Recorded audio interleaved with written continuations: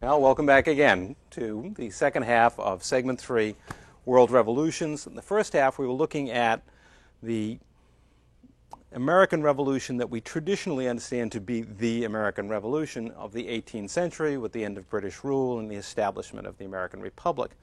Before we go on and look at that second revolution that I mentioned, the American Civil War, as seen as a revolutionary upheaval, I want to summarize some of the key points from the first half. As I told you, with each revolution, we're going to look at a similar set of points in terms of looking at causes of the revolution, the goals that people had, and also the effects of the revolution. And that's what we're going to do right now for the American Revolution of the 18th century. First of all, when we look at causes, one of the major causes was American republicanism. And here we have to look at it in two senses. In the overall sense, a desire on the part of the American people to have a representative form of government rather than the monarchical system which existed as a result of their colonial status within the British Empire. And indeed, they succeeded in achieving that eventually. However, there's another level of republicanism that we also talked about, a difference between classical and what we might call popular republicanism. Many of the leaders of the revolution believed in the first, that yes, there should be representative government, there should be input from the common people, what have you, but of course we need to have the ideas, the values, the views of this gentlemanly elite respected. They would be the ones who would naturally, logically, be the leaders of this republic. So we're going to have sort of an elite republic, because those who are best educated, well-bred, and from socially distinguished families would be the natural leadership of this new republican system. On the other hand, many other people clearly believed that the political system should be completely open in terms of the population, that the common man, be he a barkeep or a small merchant, a yeoman farmer, was as qualified as anyone else, theoretically, to be a leader in this system. And indeed, the American political system will move rapidly in that direction. So we had somewhat different goals in that regard as to republicanism. But as a cause, certainly it is at the root of the American Revolution, this desire to create a republican form of government. A second factor that's a causal factor is population growth, something that in and of itself would seem relatively innocuous. But in this case, population growth was having two causes in turn that it stimulated. One, it was accelerating economic growth. It was creating more opportunities for commercial agriculture, for example. More people had to be fed. More people in the urban areas. More opportunities for people to turn from simple subsistence agriculture towards agriculture as a commercial venture. And secondly, and more subtly, was the effect on the patriarchal order, that if indeed it is becoming more difficult for farmers to provide land to their offspring, then that bond, that literal material bond between patriarch and dependent, between father and son, even father and daughter, is weakening, because if you cannot serve that function, then your children are not beholden to you in a very real material sense in the future. So these kinds of factors, even though population growth in itself seems, again, innocuous, can in fact have significant impacts in the long run as a result of their effect both upon commercial agriculture and upon this patriarchal order. The next factor of commercialism is an outgrowth precisely of population growth. And what commercialism does is help promote, again, this idea of a competitive society, both economically and socially.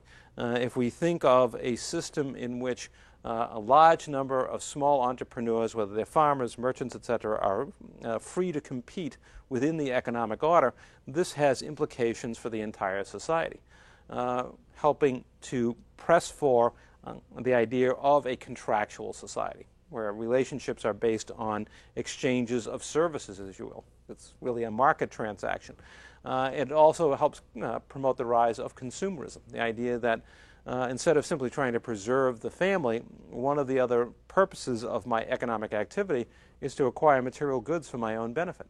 So commercialism will have a profound effect, helping to create a whole new class of small business people who are going to be in the forefront of changing American society as a result of the revolution.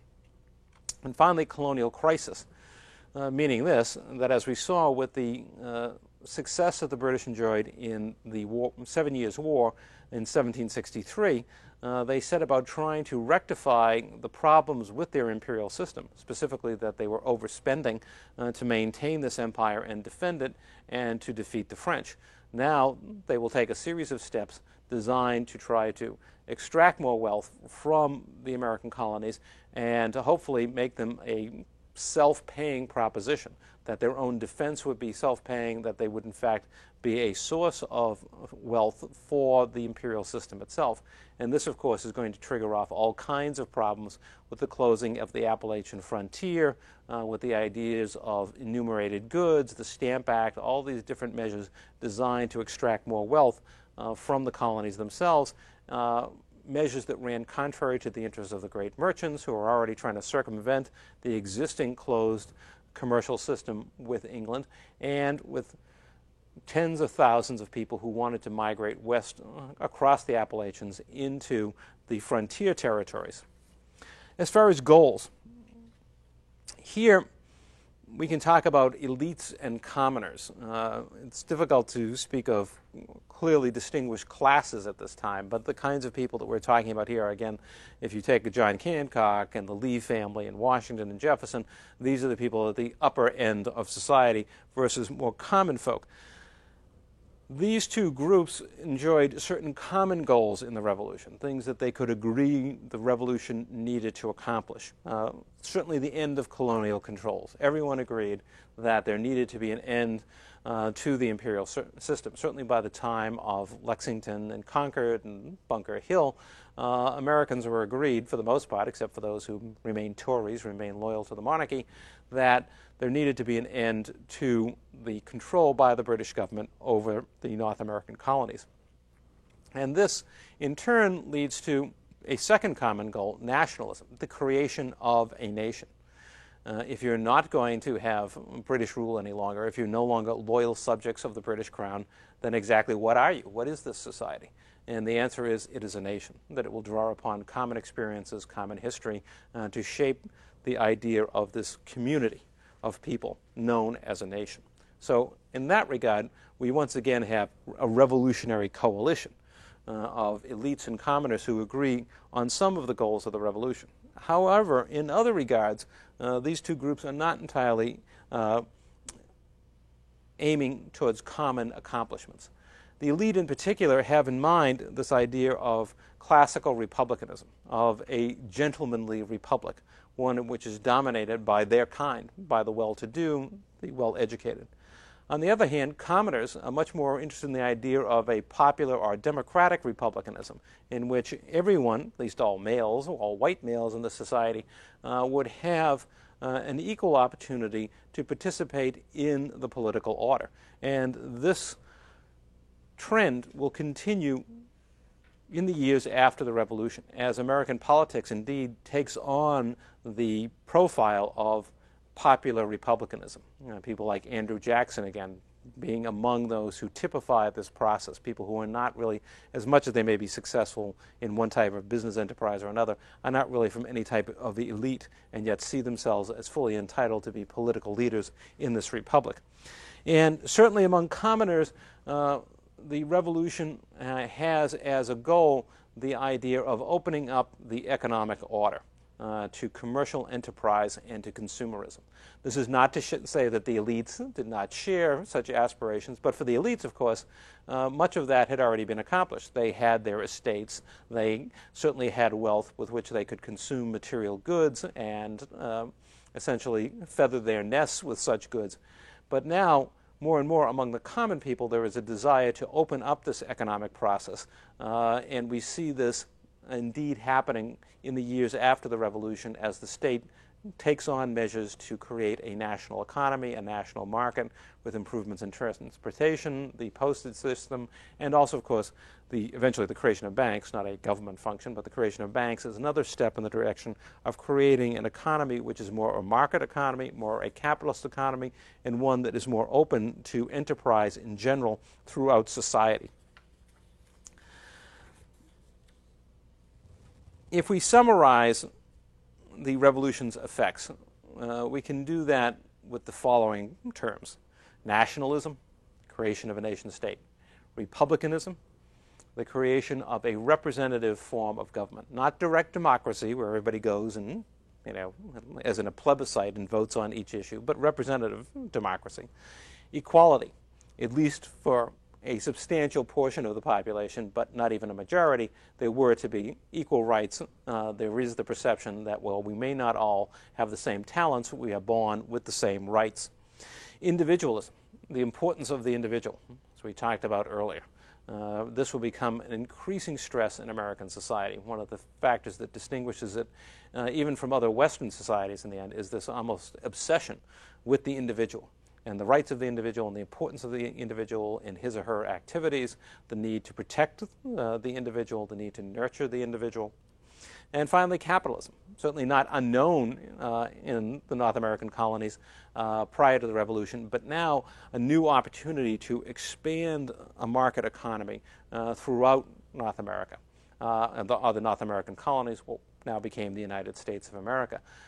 In particular, we see this in farming enterprise, where more and more farming enterprises turn towards commercial agriculture, towards the idea of producing goods for the market and generating a profit and reinvesting those profits back into the farm itself to generate even more wealth. At the same time, the Revolution does leave its contradictions. As we have talked about before, when we talk about equality and this representative government, a significant portion of the American population is excluded from those opportunities. African Americans who remain in bondage are completely excluded. Women are largely excluded. They have no voting rights in essence. They are considered in many ways to be dependents of their male relatives, whether it's a father, an older brother, or eventually a husband. They are seen in a dependent status. And of course, other groups within society, Native Americans, as we will see in a moment, changes that take place after the Revolution are further detriment to the Native American population. Those tens of thousands of Americans sweeping across the Appalachians after the Revolution are, of course, impinging upon the territories of Native Americans. And tens of thousands of them, the Native Americans, will be displaced as a result of this process. So it is very much an uneven revolution. In the South, there remains not simply slavery, which existed in North and South alike, but a massive system of slavery, societies, the various state systems, which are indeed building their economies upon the slave system. They are societies which continue to emphasize the rights of a small elite, namely the slave owners of the South. So we have contradictions that exist and remain in American society even after the Revolution. And to some extent, the Second American Revolution, the American Civil War, will help resolve some of these contradictions, not all of them. Particularly the issue of slavery will finally be brought to resolution as a result of the American Civil War. Now, turning to that event and the forces that brought it about. And again, we need a little bit of history here, the history of the United States from the end of the Revolution, the first revolution in the 18th century, until the outbreak of the American Civil War in 1861.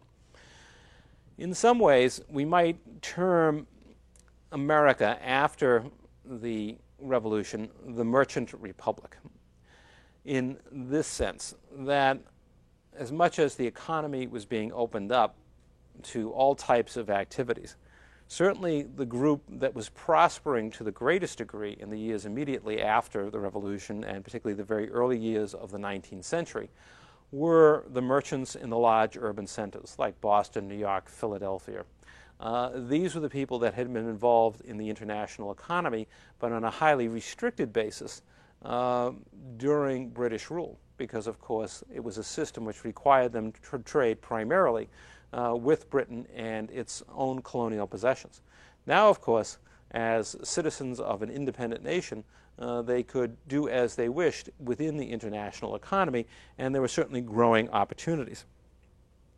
Specifically, the re-export trade that existed in the New World at this time. This was a particular advantage to American merchants for this reason. Periodically, in the years after the Revolution, though it had been going on before then, the European states would fall to warring with each other once again. The war between the French and the British didn't end with 1763. It picked up again, particularly when Napoleon comes to power in France, but even before then, during the French Revolution. A whole series of events in Europe which set the European powers to warring against each other. During those times, typically, these governments made an effort to cut each other's trade connections with their colonies in the Western Hemisphere. Spain would suffer this time, and again, often at the hands of the British. And the British want to starve out the Spanish, so they're going to cut off their trade with the New World. Well, the Americans are ideally positioned to take advantage of this. If the Spanish can't send goods to their own colonies, the Americans will do them for them. The Americans, as neutrals in these European conflicts, had an ideal opportunity to benefit from this warfare and from this interruption in trade between Europe and the Western Hemisphere. So the re-export trade becomes an important motor driving the American economy and creating wealth for American merchants. And some of these families, such as the Brown family of Providence, Rhode Island, became a famous trading family in this period, famous for trade, for example, with the Caribbean, became part of the well-known triangular trade with the Caribbean, the United States, and Europe, made huge amounts of money in the international trade. However, the good times came to an end before the end of the first decade of the 19th century. If you're familiar with the Embargo Act of 1807, where the U.S. government, in opposition to raids on its ships by the British Navy, essentially imposed an embargo on the United States trade with England and created a phenomenal negative impact upon its own merchants. This is much like the kind of thing that the United States still does today, that we are having difficulties with a country, whether it's Iraq or somewhere else, and say, well, you're not allowed to trade with that country. Vietnam for many years. Americans couldn't trade with Vietnam. Of course, what happens is you get left out as an American merchant, and all your competitors flood in. And this is what happened to American merchants as a result of the Embargo Act. And even more damaging in the end was the end of the Napoleonic Wars in Europe.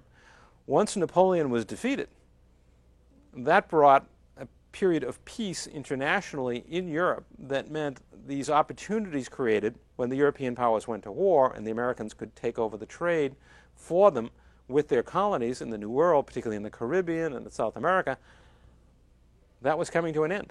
Peace was bad for American merchants because it meant now the Europeans would be back and they would return to their old practices, just as the British had done, of creating exclusive trading systems with their colonies. Now, the British were not the only ones to do this. They didn't just do it in North America. They did it with all of their colonies, as did the Spanish and the French and others. And that is, with our colonies, only we can trade with them. So what the Americans find is the end of war means the end of opportunity, and it also means the recreation of these closed systems which exclude the Americans from a considerable degree of the trade in the Western Hemisphere. So this is bad business for American merchants. And what now begins to happen is American merchants turning inward for opportunities within the United States. It's almost as if you can imagine them standing in Boston or Philadelphia or New York on a wharf looking out to see where their opportunities had been, realizing those things are disappearing, and looking behind them and realizing there is another sea of opportunity westward and south in the internal economy of our own society, where we can find opportunities and create opportunities for ourselves. One example is the Brown family again, these famous traders in the Caribbean, Providence merchants, who turned towards textile manufacturing. This was a little bit unusual. Most merchants didn't go in this direction, but some of them did, the Brown family among them, to help begin in earnest the American Industrial Revolution. One of the major impetuses for this development is when merchants begin investing internally. In this case, in the textile industry, and later the Browns would make a great deal of money, by the way, as textile manufacturers during the Civil War. That's when their business really boomed because they were making uniforms for the Union soldiers, for the Union Army. But as we will see, other investments also help feed the internal economic development of the United States and help contribute to the American Industrial Revolution. But more commonly and more practically, merchant houses like the Phelps Dodge Merchant House in New York looked in another direction. They looked at the most important product that America had to export at this time, and that was cotton. There was an opportunity for them. Cotton is being grown in the American South, North Carolina, South Carolina, Georgia, what have you, and is largely being exported, particularly to Britain. Britain is the industrial powerhouse of the world at this time. Britain is building its early industrial revolution on textile manufacturing, and by now, particularly, the manufacture of cotton textiles. And it is looking increasingly to the American South for the cotton to feed those mills. American merchants, particularly in New York, can play the central role in this new economy. Specifically, American merchants loan money to cotton planters to help finance their planting and harvesting of the cotton, and continue that advance to help them ship the cotton. The American merchants handle the shipment of the cotton to Great Britain, and only after the cotton is sold do they collect on that loan that they have made. They also loan money to southern planters, so the southern planters can buy things for themselves. If they need tools, if they need fertilizer, if they need furniture for their homes, dresses for their wives, this all comes from advances from northern merchants. So the cotton trade suddenly becomes the new frontier for powerful northern merchants. They're the ones that can finance the cotton trade. So as much as we're looking eventually at a break between North and South, at this time, these two groups are tightly woven together. Many of the leading merchant houses of New York make most of their money off the cotton trade. Now, cotton plantations, the cotton economy is changing itself because cotton planters are looking to the west to develop new lands. Cotton can have a devastating impact upon land fertility, and there is a need to explore new opportunities, new fertile lands, which can be used to grow the crop and maintain profitability. And what begins is a mass migration, if you will, westward into places like Mississippi and Alabama and Louisiana and Texas. These are where the fertile virgin lands are that can keep the cotton economy booming. And that is precisely what happens. We see this migration. Of course, not everyone's going to benefit from this process, specifically Native Americans, because in Alabama and Mississippi, there are tens of thousands of Native Americans who are occupying much of this fertile land. So they are going to be deliberately displaced. They are going to be moved westward by the federal government. First, they're given an opportunity to migrate, and then those who choose not to will be forced to move and to migrate westward to open up these lands and make them available to cotton planters.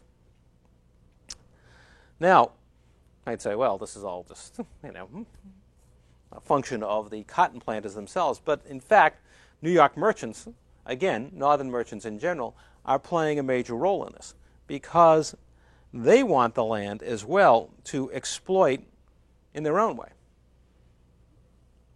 When these opportunities are created by displacing the Indians westward, the northern merchants buy up land that they can then sell to cotton planters, and they help finance the infrastructure of this cotton economy in the New South, in the areas that are being opened up for cotton plantations. They need railroads, they need roads, they need warehouses. All of this has to be built, and all of it has to be financed. So once again, northern merchants are tying themselves closely to the southern economy in order to make the cotton industry boom. So again, we see this alliance working between North and South. hardly the kind of thing you would expect, because you'd think, well, gee, if the two sides are moving eventually towards war, and here we're talking the 1830s, war is 30 years away, but we would think that there must be signs of this split between the two sides. In fact, in these years, they had growing close together. And it isn't just in the American South that merchants are turning inward. They are also looking at the what later became called the Old West. Places like Ohio and Illinois in these years, in the early 19th century, were virgin territory. They were the West. They were the frontier for Americans at this time. And they, too, are the target of investment opportunities by northern merchants, and particularly the merchants of New York. If we look at these names that I have listed on the outline, people like the Brown family, we talked about Providence. Erastus Corning was a well-known merchant in New York as well. Moses Taylor, who had been part of a merchant house trading in the Caribbean, later became an independent trader, involved in the sugar trade with Cuba, and would one day help create what is now known as Citigroup, what was known in the past as Citibank. So Moses Taylor is among the key figures in American financial history and American economic history. And these people as a group are pouring money into the New West. They are doing it much like developers of housing projects do today. You find likely pieces of land, buy up large tracts of it, and then you're going to subdivide it and sell it as farmland. And this is how you'll make your profit. You have thousands upon thousands of acres, then you split it up into smaller tracts, advertise it, and people coming from the east will buy up this land to set up family farms for themselves.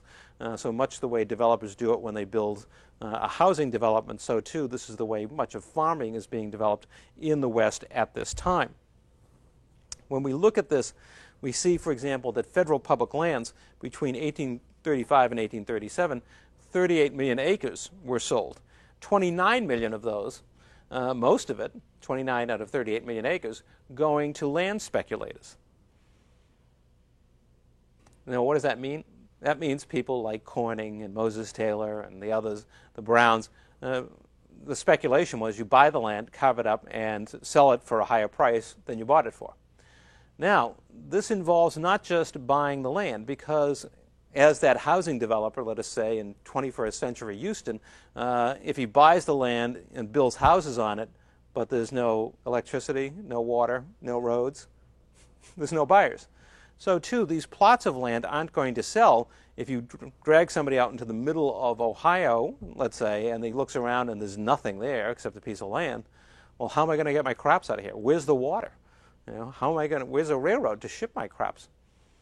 You have to provide that infrastructure as well. And this begins a process of infrastructure development which has long-standing impact upon the United States and upon the fate of the country in the decades ahead. Specifically, the merchants had to set about building canals and railroads. And these would be especially important to help make these speculative ventures in land really viable, really attractive to land buyers, to farm makers in the first half of the 19th century.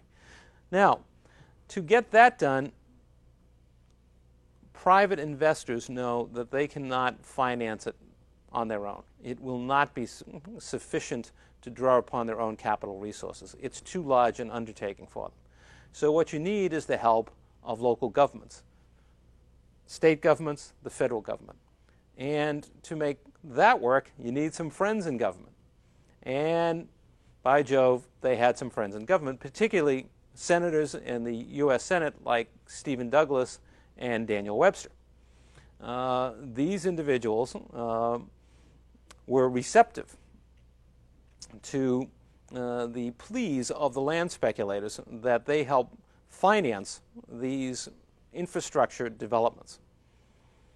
The days of being visited by people who have an agenda and who are willing to pay generously to see that political agenda accomplished, particularly when it has economic ends to it, did not begin in the 20th century of the United States. It was well on its way in the first part of the 19th century. That's how what we now call the Middle West got developed, was by people going in, lobbyists, who could provide money, and oftentimes senators would take an interest in these companies, these land speculation companies, and make a profit off of it.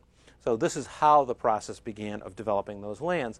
So we see American merchants reaching into the South and to the West to develop the national economy. But it also creates a problem.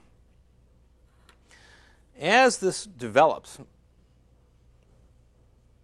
as it becomes possible for merchants to go out and buy up huge tracts of land and then invest money through the state, raising of bond issues, to build roads and canals, this makes the land more expensive.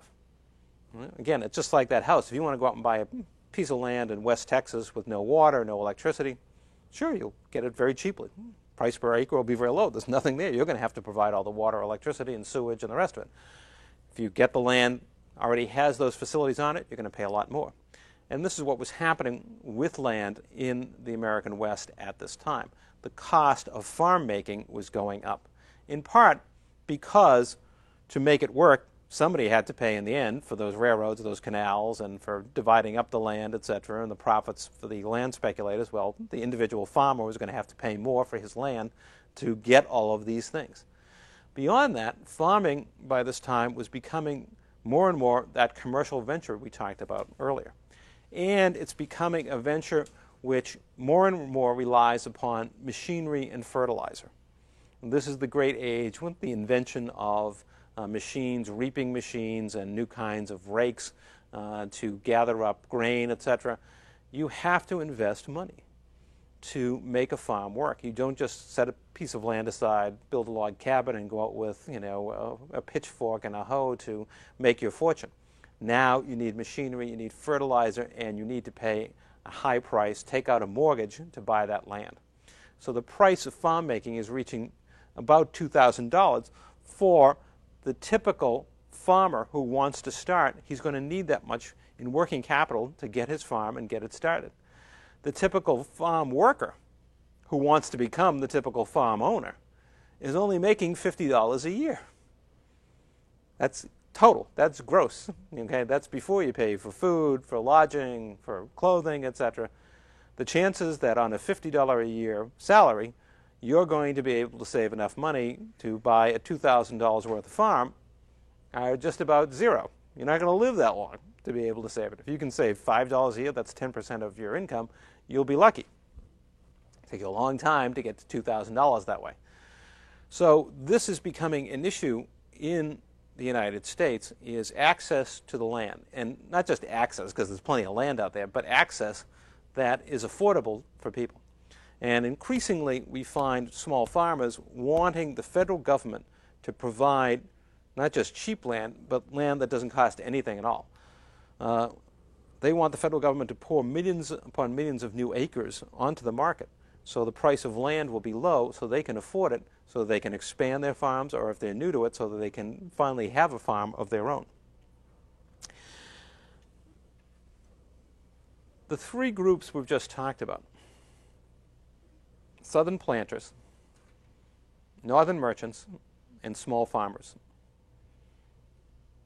all have a common interest, and that is more land. Southern planters want to move west, get as much land as they can that's new, fertile. Small farmers want the federal government to get new land, put it on the market, make farm making cheaper. And merchants, of course, see in both of these a grand opportunity, because they're the ones who will be able to buy up land and speculate in it once again and help finance infrastructure to make this economy grow. Some of them also have aspirations for the West. They would like to have the western end of the continent under their control so that they could trade more effectively with Asia. So these three groups all have an interest in seeing the United States move westward. The problem is that there's another country in the way called Mexico. Mexico controls land which is now essentially the western third of the United States is part of Mexico. These three groups help press for securing that land from Mexico, if not by treaty, by purchase, which is attempted, then by war. And indeed, when other measures fail, the United States in 1846 turns to war, invades and defeats Mexico, and takes a third of the country. And this is how we acquire places like New Mexico and Arizona and Nevada and California and so forth, was this massive seizure of land from Mexico. And a seizure which was made possible, supported by this alliance of merchants, southern planters, and small farmers. So here again, it would appear, as late as the 1840s, that these three groups, if anything, are tying the country close together. The merchants are help financing activities both by small farmers and planters. Each group has an interest in acquiring new lands for the country. They seem to create a powerful three-way alliance that will maintain stability and order within the United States. But this is not the case. The alliance will end over the issue of slavery. As the war is still being waged, a U.S. congressman named David Wilmot proposes a proviso. And this proviso is that any land secured from Mexico must remain free territory. In other words, land that excludes slavery. And that is throwing down the gauntlet.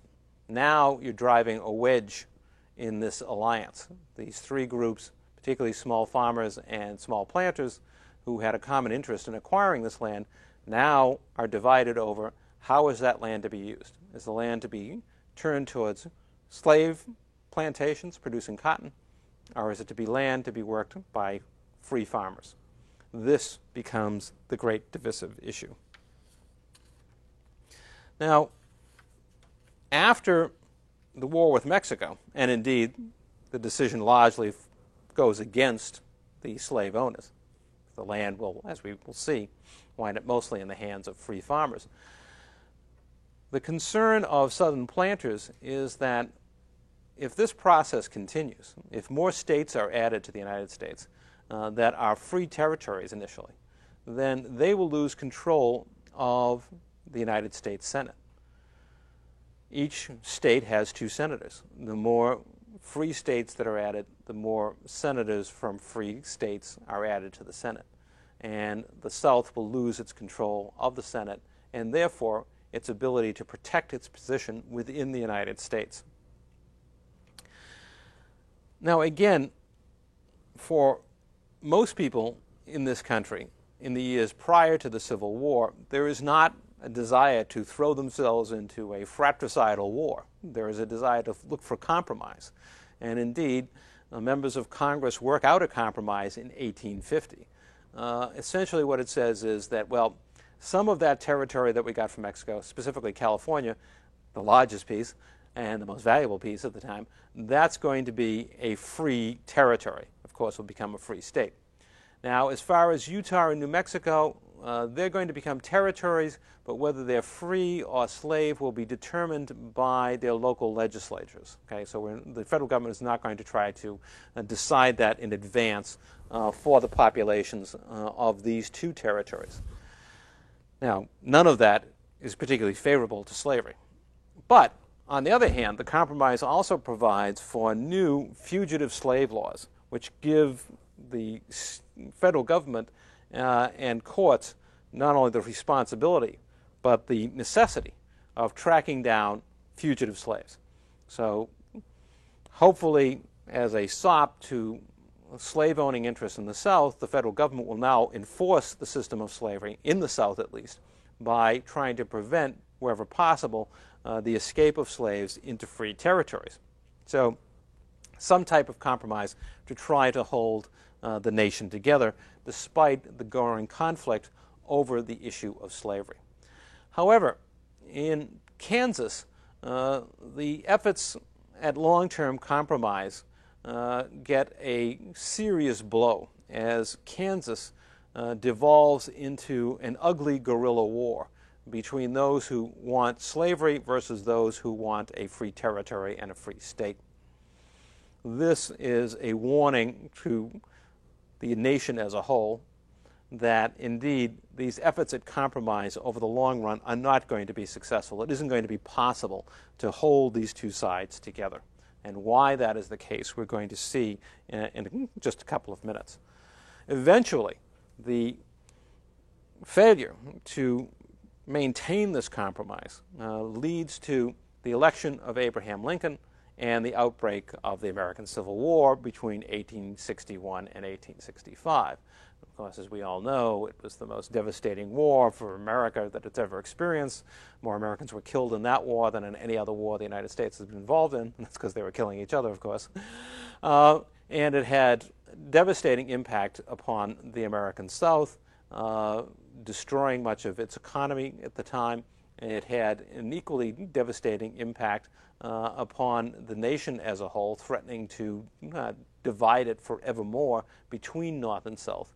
It certainly increased the power of the federal government as a result of the defeat of the South, and also, of course, abolished, finally, slavery as an institution within the United States. Those are the basic facts of the great American Civil War. And generally, when people write and talk about the Civil War today, they continue to talk about and write about the basic issue of slavery, that's what the Civil War was about, was to end slavery, to end this inhuman bondage of people, and that it was also about states' rights, the right of individual states to determine their trajectory and their course. In other words, the right of the Confederate states, the southern states, to decide that they no longer wish to be a part of the national government. Could that be done? Was that legal? Well, the answers were, one, slavery was going to be abolished, and two, no, states did not have a right to secede from the Union. States might have rights about governing their own people within certain limits, but they did not have a right to separate themselves from the national government. Those, in a nutshell, are the sort of central issues that people talk about. But we're going to see there was far more to the Civil War than just the issue of slavery as it was presented and the issue of states' rights. Specifically,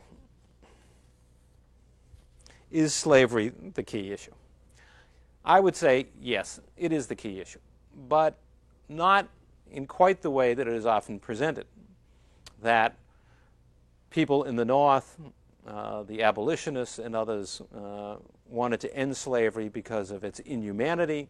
The United States could not go on being a great nation if it continued to enslave millions of its own inhabitants. There were certainly people who had a very idealistic view about ending slavery. But it is also true that many people in the North feared the end of slavery, particularly workers in the North were fearful that if indeed African Americans were freed from bondage, that they would migrate north and take their jobs and work for a lot less than they did. And this was a constant concern. Every wave of migrants who came from Europe to this country were met with bitter opposition because it was always the fear, well, you'll undersell us in the labor market. The same attitude that faced Irish Americans when they came, Irish Americans now turned on African Americans. If those people get freed, they'll come up and they'll undersell us in the job market. Free farmers were concerned about the same kinds of issues. Abraham Lincoln, the great emancipator, his answer was, well, why don't we send them back to Africa? Create someplace called Liberia where they can all go and live. And when he does emancipate them with the Emancipation Proclamation, the fact is the Emancipation Proclamation only frees those slaves who were already under Union control. I mean, how can you free slaves that were still in the Confederacy? You know, it's like declaring, to the people of the People's Republic of China, you're all free, you can all go vote and, choose whatever government you want tomorrow. Oh, thanks. Thanks for the proclamation. What good does it do us? That's about the effect of Lincoln's Emancipation Proclamation. So it's not to say that there wasn't great idealism among some people in America to end slavery and to free African Americans. But the fact is, it was not simply idealism and the idea of human freedom that drove this part of America into war with the American South and led to this massive war and destruction. There was more to the slavery issue than just the idea of freeing millions of Americans who were subjugated in bondage. To understand that, again, we have to go back to some of the developments we were talking about earlier. What happened to this alliance of merchants and free farmers and planters that had been so successful in supporting the war against Mexico? Where had all of it gone? And why were they now divided, apparently? And why did that division prove so irreconcilable that it led to war? First of all, as I said, the activities of the merchants were important not simply in promoting land speculation and developing infrastructure in the West, but in promoting industrialization. Some of this was because of infrastructure development. A lot of it was because merchants themselves turned towards industry. People like the Browns turned towards the textile industry. We see a rapid acceleration of industrialization in the United States in the decades prior to the Civil War. However, those industrialists faced serious competition from Europe. Britain at this time was the preeminent industrial power of the world. No one could seriously compete with the British. They had an enormous head start, 100 years or more, in textiles, in the iron industry, and building railroads. And the fact is, American industrialists needed protection. They needed protective tariffs that would be imposed on imports from the outside so that they could at least manufacture goods that might be more expensive than British goods, but would still sell within their own domestic economy. It was clear there was a huge domestic market. The question was, could they compete in their own domestic market if they had to face competition from the British? So in 1857, the United States did pass a tariff. But the conclusion of most industrialists was that it was not nearly enough to protect them from British competition. So you have a growing group of industrialists who are very concerned about trade with England, about the international economy, and specifically shielding the American economy from British imports. Now, this is at loggerheads with what planters in the South are interested in. Remember, planters in the South sell their cotton mostly to England. They don't want to cause problems for the British in terms of their international trade with the United States. If Britain's going to buy cotton from the American South, they're going to want to be able to sell goods in America in return. Balance of trade. We buy from you, but we also get to sell to you. Furthermore, as far as the planters were concerned, they had very little interest in industrialization. They were just as happy to buy British goods. We sell cotton in Britain, we get paid in British pounds. While we're there, I can, like when my cotton arrives there, I can use some of that money once it's paid for to buy British goods, fine furniture, glass, whatever I want. It's far superior to American products. Why should I want to interfere in this trade that is so beneficial to me? I get to sell my product and buy quality manufacturers. So here we have this new group of industrialists, and the planters, they don't exactly see eye to eye. At the same time that those two groups are growing apart, manufacturers and small farmers are growing closer together. Again, practical reasons. These are contractual associations, as we talked about with the first American Revolution. Farmers produce food products. Manufacturers, many of them in this part of the Industrial Revolution, process that food. They turn it into things, packaged products. If you're raising cattle, well, if you're raising them commercially, someplace, a packer somewhere is chopping up the animals and packing them into cans to sell them, turning it into whatever, beef jerky or whatever else may come out of a can at that time. So there is a relationship as farmers become suppliers of goods for the manufacturers. In turn, there are other industries that supply goods to farmers. Farmers need plows. They need rakes. They need reapers. They need fertilizer. All of this people are manufacturing. And this is one of the fastest growing areas of the economy. Those are areas that are involved in metal manufacturers and making those tools for the American farmer. And here is an ideal opportunity. There isn't another market in the world the equal to what exists in the American Midwest at this time. A huge number of small family farmers, all commercially oriented, so they're all selling their product on the market, and they have money to buy machinery. And the way that they are succeeding in the economy is by becoming more efficient with machinery. So there is a natural alliance growing here, a practical alliance between manufacturers and small farmers. Both groups have an interest in seeing the other profit and benefit from economic growth. However, there's still the problem for the farmers of free land, meaning if the federal government doesn't provide us with more land, doesn't put more land on the market, land available to small farmers, then we're not going to be able to continue to grow and prosper. So you have manufacturers who want a tariff and farmers who want more free land. The Republican Party rises to national prominence precisely because it understands this simple alliance and the needs of each of its members. Farmers want land, manufacturers want tariffs. The answer? The Republicans have a campaign slogan. Vote yourself a farm, vote yourself a tariff, meaning vote Republican. We'll give land to the farmers and we'll provide new protective tariffs to help those manufacturers. So now we have a shifting of alliances. Now manufacturers and farmers are getting together. Some of those manufacturers are the merchant families of the past. Now this is not to say this is true of all merchants. Many merchants are torn about all of this because many of them have not become manufacturers. Many of them are still making quite a hefty profit working directly with the cotton plantations in the South.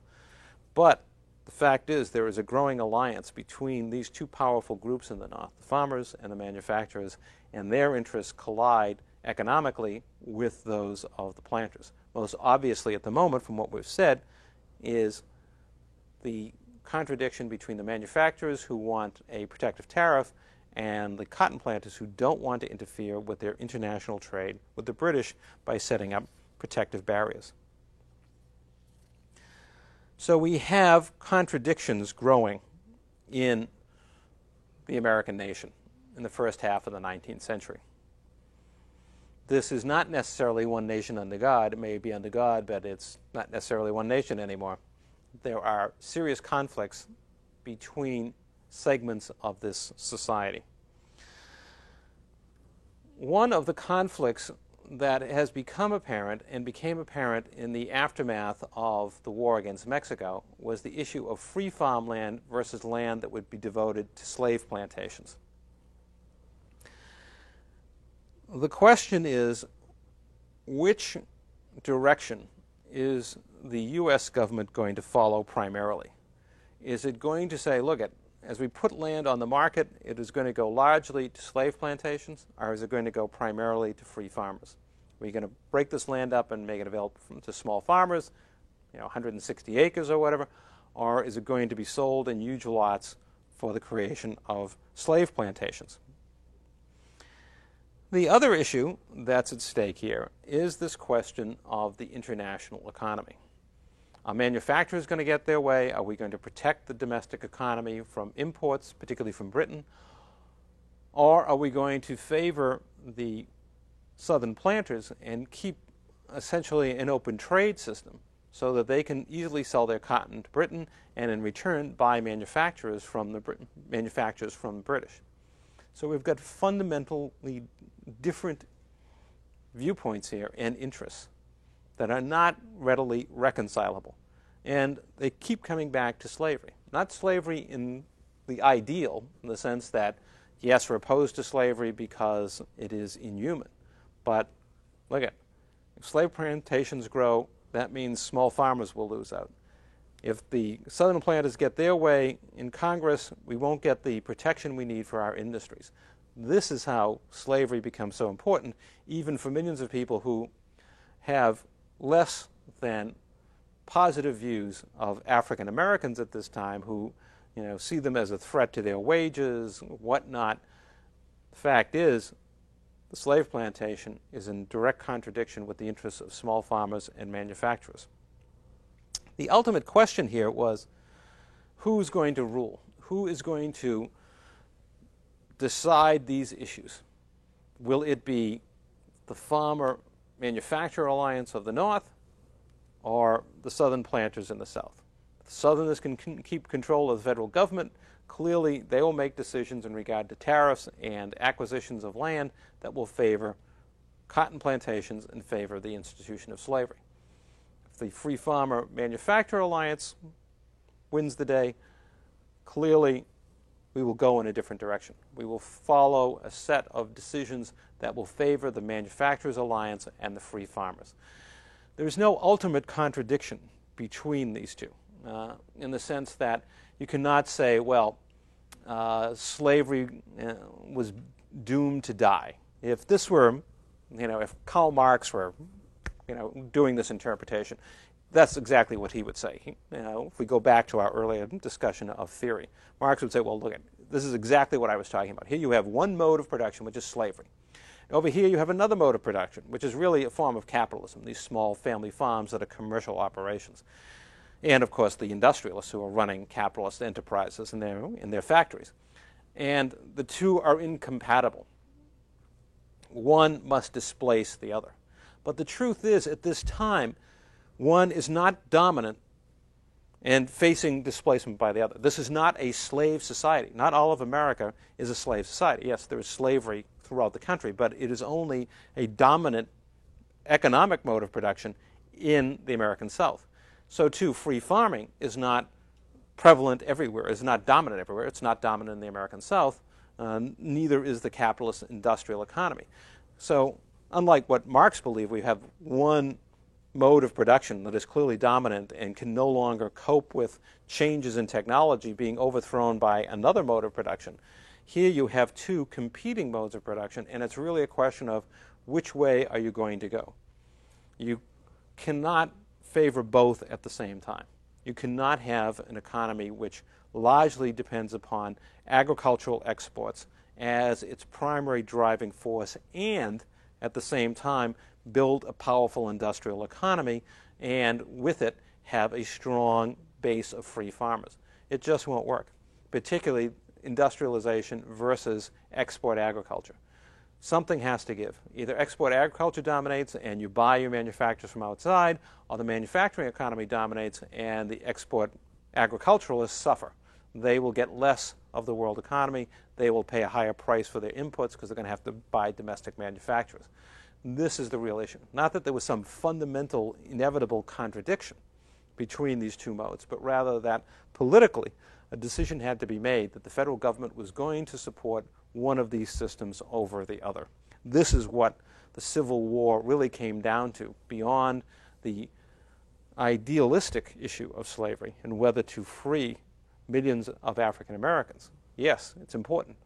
But the thing that was really driving so much of what happened in the American Civil War was this issue of which side was going to win, this alliance of free farmers and industrialists or the cotton planters of the South. Well, the answer became clear. The Union won, the manufacturers and the small farmers won.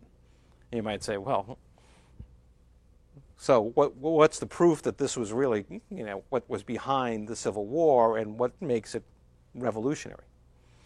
Well, when we look at what happens as a result of the Civil War, here we see this set of forces working itself out. What do the winners do? Do they do the kinds of things we would expect if indeed there is this alliance between farmers and manufacturers? Well, first of all, when historians look at this, they often focus in a direction that you might think, well, that's not focusing on these alliances. It seems to be back to the issue of slavery, and it's true.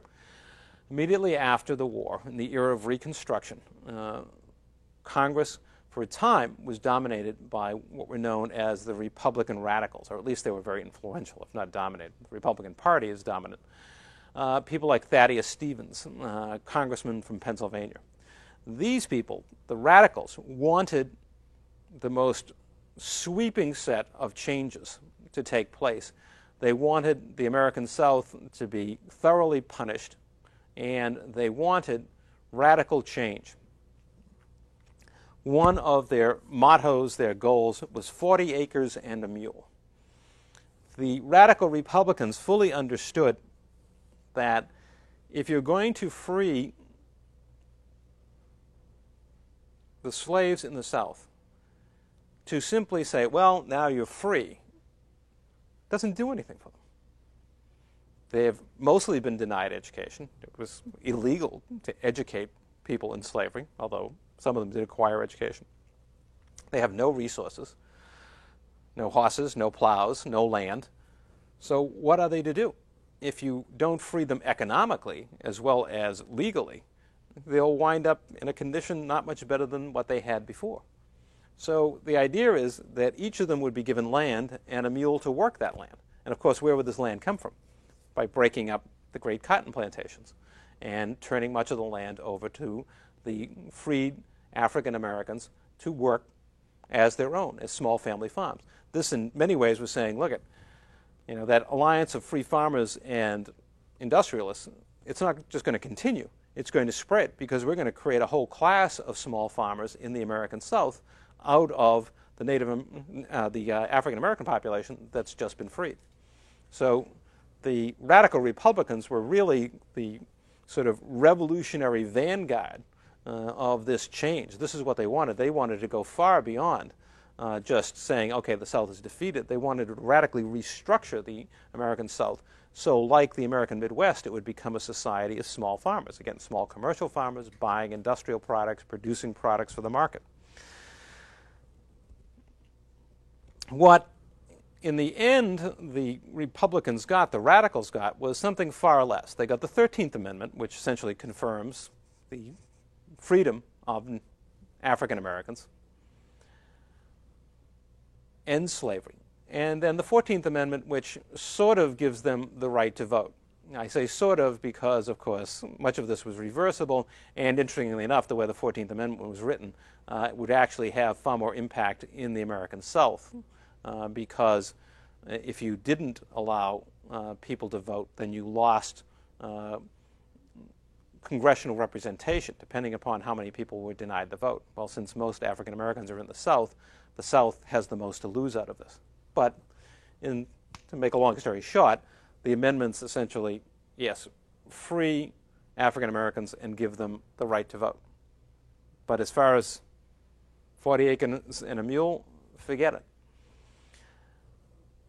The problem that came up was that many people, particularly well-to-do industrialists and others, looked at this and said, my God, what happens to private property here? The federal government is essentially saying all that private property in the South that's in cotton plantations can be taken from private owners and simply given to other people.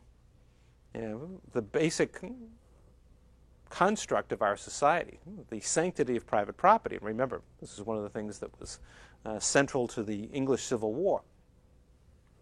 You're saying you're going to undo the system of private property, in essence, because if we let the federal government do this, well, anytime they want, the federal government can go and take land from anybody. So that part of the radical Republican agenda would never be fulfilled.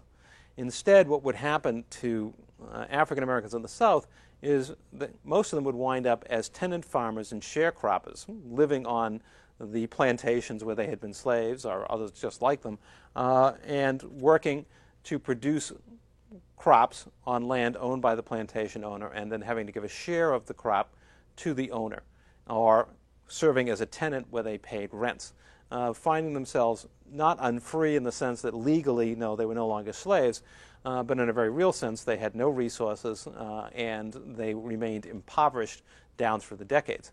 And the mass migration from the South would not begin until the Great Depression. The South would remain, in many ways, much as it had been in previous decades, until the 1930s, when this revolutionary change occurred. But short of that, yes, the slaves had been freed, but they would not have the opportunity to become the small farmers that the radical Republicans had envisioned. Now, despite the fact that that part of the revolution did not go as far as the radical Republicans had hoped, that its most radical phases were frustrated, nevertheless, much of what the Revolutionary Alliance of farmers and industrialists had hoped for was achieved as a result of the Civil War. The Homestead Act of 1862. Well, the Civil War is going on. Well, the Republican Party is in complete control of Congress, of course, because all the Southerners have left and formed the Confederacy. This is exactly what small farmers have been looking for. The federal government is going to take millions of acres of land and put them on the market and make them available to small farmers. Beyond that, the Immigration Acts of 1864. What has this got to do with anything? Well, industrialists are concerned that, indeed, if you're going to open up millions upon millions of acres and people are going to migrate to the West, we're going to have a continuing problem, as we have in the past, of people leaving our factories. Americans at this time were not fond of working in factories. They tended to leave. Turnover in factories was very high. It would be not unusual within a year or two that the entire labor force in a factory of, say, 150 people would turn over within a year or two. People would just up and leave. They might go to another factory, but others would migrate west. Now, not all of them would become small farmers, but the whole idea that that was the land of opportunity, to go to the West, not to have to work in factories, to become a farmer, to work the land. This was going to become an ever greater opportunity, once again, with the Homestead Act.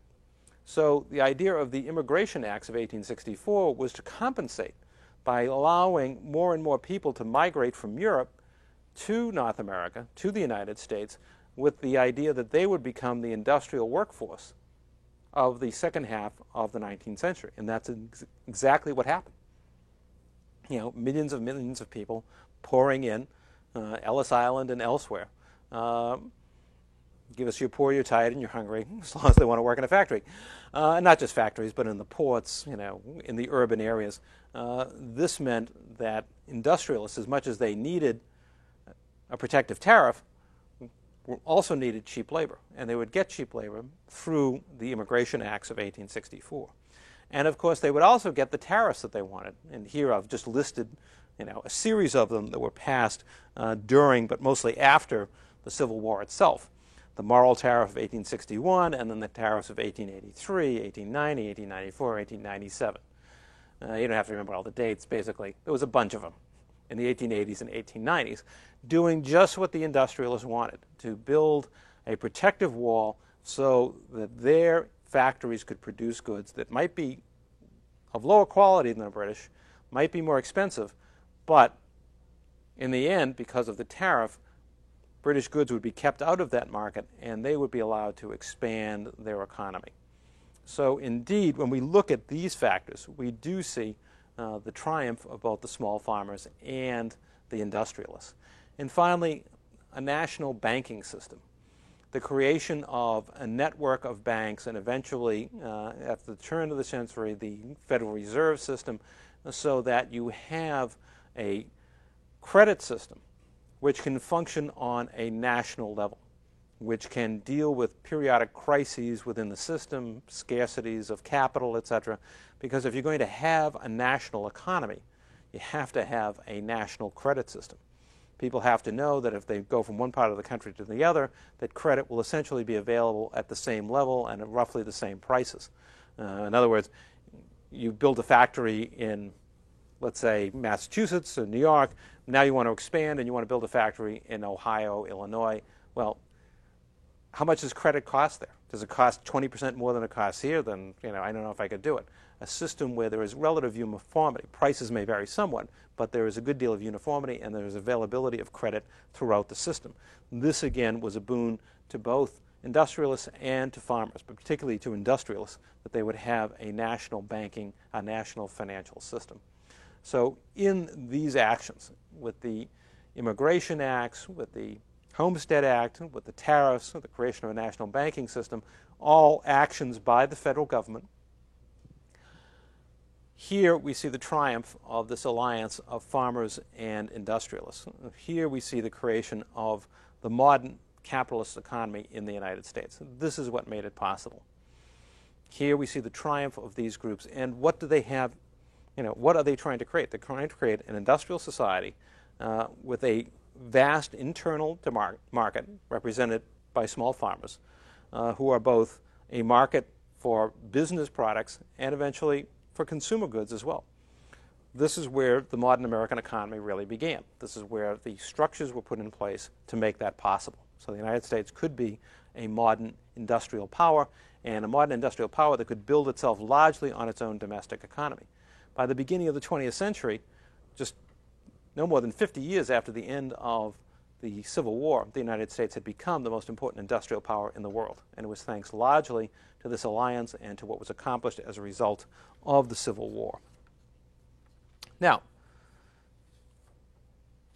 looking at causes, goals, and effects. And here we can be relatively simple because we're not dealing with endless numbers of alliances, peasants and, middle-class groups and aristocracies, etc.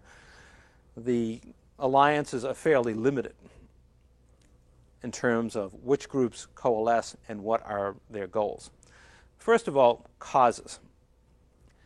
The basic cause, and again, we can go into many other issues here, but the basic cause of the Civil War were the contradictions between a slave society that still dominated the South socially and economically, and the type of early industrial society that was emerging in the American North.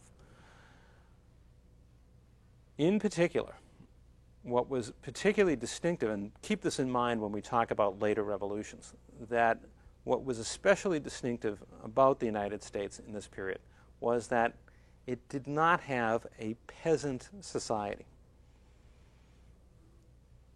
When we look at virtually every other revolution from here on, but particularly the 20th century revolutions, you will see societies that are dominated by a peasant form. In other words, people who are subsistence agriculturalists, often working in villages, often with some type of communal relationships. We saw a little bit of this in the English Civil War. We'll see some of it with the French Revolution. That never happened in the United States. Instead, what developed were hundreds of thousands and then millions of small farmers owning their own land, not organized along communal village lines, and moving steadily into a market economy, moving away from subsistence agriculture towards production of agricultural products for the market, becoming business people on a small level. This is what's truly distinctive about American society in general, and what is particularly important in terms of causes of the revolution, because the availability of this vast number of small businesses, all needing machinery, fertilizer, needing transportation, meaning railroads, to move their goods, and millions of people who were potential consumers in their own right of products. This is the age of Sears Roebuck is about to dawn. And where would Sears Roebuck sell their catalogs and their goods? To millions of farmers in the Midwest. So here is both a business market and a consumer market being created. An ideal opportunity for the nascent industrial economy that was emerging in the Northeast of the United States in the first half of the 19th century. This is a unique alliance. We're not going to see it anywhere else. And one of the reasons why you'll get extremely violent revolutions and revolutions that will take a radically different course towards communism, socialism, what have you, is precisely because this type of alliance can't be created. That huge base of small farmers doesn't exist. But here in the United States, that opportunity did exist. And as a result, these two groups coalesce with common interests. Yes, the industrialists want to see free land for the farmers because it means more small businesses, more consumers. Farmers want it so the cost of their land will be cheaper, so they can afford to expand, so they can afford to buy new lands. They are more than willing, in return, to support tariffs for industrialists, who are their principal source of input for manufactured goods anyways. So this is the grand alliance, industrialists and small farmers, that propels this conflict. And again, it is not an issue of, well, gee, you just can't have slavery and, capitalism, industrial capitalism existing at the same time. But the fact is that politically, one way or another, the state has to make a decision. The government has to decide which will prosper. Where will we put our money? Are we going to have land for small farmers or for slave owners? Are we going to have high tariffs for industrialists or low ones for the cotton plantations? That is the key issue. Who will decide? Who will rule? Who will make these decisions? The goals. Both sides are essentially trying to preserve existing systems. One is not dominant over the other.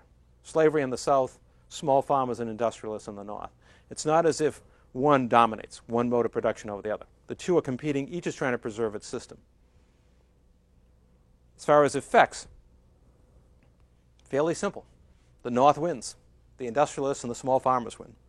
We see the triumph of industrial capitalism, economically and politically, and the end of slavery.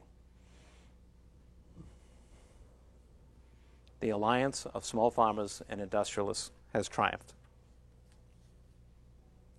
Now, we dealt with two revolutions today, so we really got to have more than one simple set of summary points. The first revolution, the first American Revolution, what are its accomplishments?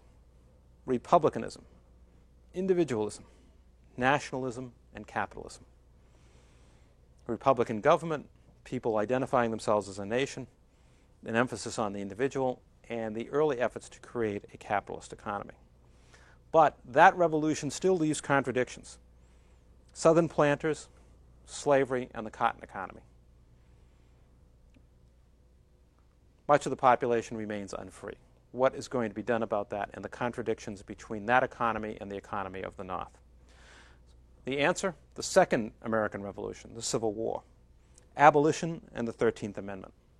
The Homestead Act. The federal government makes its decision.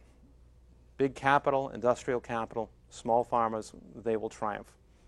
Government will be dominated by these interests in the decades to come, and it will shape the greatest industrial economy in the world in less than half a century. It overcomes part of the contradiction of the first American Revolution. It does not overcome the other part of the contradiction, the fate of women. That lies far in the future when women will finally achieve equality within this society. Thank you very much.